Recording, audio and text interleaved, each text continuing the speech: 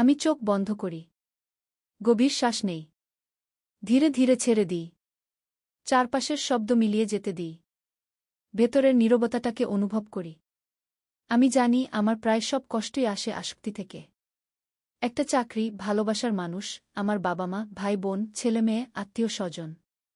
অথবা এই পৃথিবীর যেকোনো কিছুর প্রতি আসক্তি থেকে। যত বেশি আঁকড়ে ধরি তত বেশি কষ্ট পাই। কারণ এই পৃথিবীর সব কিছুই অস্থায়ী। কিছুই চিরস্থায়ী নয়। যাকে আমি গভীর ভালোবাসি সে একদিন চলে যেতে পারে। আমার বাবা-মা, আত্মীয়-স্বজন, যাদের আমি প্রাণ দিয়ে ভালোবাসি, তাদেরও একদিন ছেড়ে দিতে হবে। যে চাকরিটা আমি এত যত্নে রাখি সেটা একদিন হারাতে পারি। যে সংসারটাকে আগলে রাখি সেটাও একদিন ছেড়ে চলে যেতে হবে। এটা দুঃখের নয়, এটাই সত্য। আর যখন আমি এই সত্যটাকে মেনে নিই, তখন আমার ভেতরে এক ধরনের শান্তি জন্মায়। আমি বুঝি, যখন আমার সুখ নির্ভর করে কোনো অস্থায়ী জিনিসের উপর, তখন আমার সুখও অস্থায়ী হয়ে যায়। যখন আমি কিছু চাই আর সেটা আমার নেই, আমি ভাবি, সেটা পেলেই আমি খুশি হব। আর যখন পেয়ে যাই, ভয় শুরু হয়। যদি হারিয়ে ফেলি? এভাবেই আমি জীবন কাটাই, চাওয়া আর ভয়, আশা আর আশঙ্কার মধ্যে। এখন আমি আবার একবার গভীর শ্বাস নেই। অনুভব করি বাতাস নিজে থেকেই আসছে। নিজে থেকেই চলে যাচ্ছে।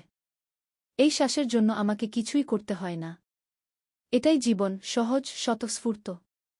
আমি খুশি হতে পারি শুধু এই কারণেই যে আমি বেঁচে আছি। আমার সুখের জন্য আর কোনো কারণের দরকার নেই। সকালের আলো, চায়ের গন্ধ, বৃষ্টির শব্দ, বন্ধুর হাসি, ঘরের খাবারের স্বাদ। এই ছোট ছোট আনন্দগুলোই তো আসল জীবন। আমাকে এগুলো তাড়া করতে হয় না। এগুলো তো আমার কাছেই আছে। আমার চোখ আছে দেখার জন্য, হাত আছে ছোঁয়ার জন্য, পা আছে চলার জন্য, আর একটি হৃদয় আছে যা আমাকে জীবিত রাখছে।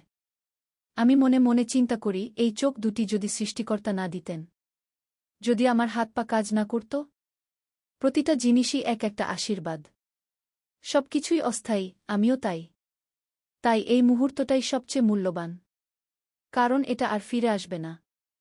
আমি কৃতজ্ঞ হই আমার শ্বাসের জন্য, আমার হৃদস্পন্দনের জন্য, প্রত্যেকটি মুহূর্তের জন্য, যখন আমার আনন্দ ছোট ছোট জিনিসে নির্ভর করে, আর অস্থায়ী জিনিসের উপর নয়।